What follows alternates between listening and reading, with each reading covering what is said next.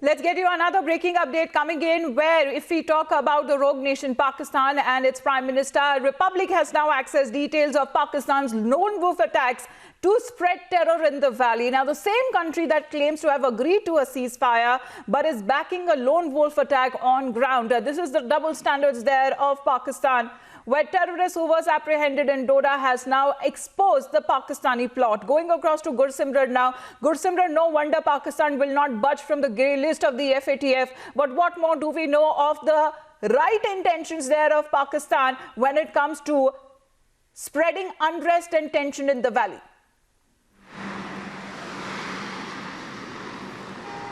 Yes, this is the new plan of Pakistan, Pakistan's new Jammu and Kashmir terror plan, after failing to give a localized color to the terrorism in Jammu and Kashmir when they tried to give the terror outfit Jaish-e-Mohammed and Lashkar-e-Toiba a local name by Lashkar-e-Mustafa and the resistance front when they failed, and it was exposed that it is the Pakistan that is behind these terror outfits. Now the Pakistan is planning lone wolf attack, and they have the two-point agenda behind this. First is to get out of the grey list of the Financial Action Task Force, Paris-based watchdog, and the second is to give a message to the international community that we have agreed upon the ceasefire, but it is the local people of Jammu and Kashmir who have taken up arms against the country. So this shows how the Pakistan is planning lone wolf attack, and it is really a dangerous kind of trend, because in lone wolf attack it is really tough for the security agencies to trace the module, how this works. And this was exposed when the journalism student of Doda was arrested by the Jammu and Kashmir police along with the 3 pistols and a silencer,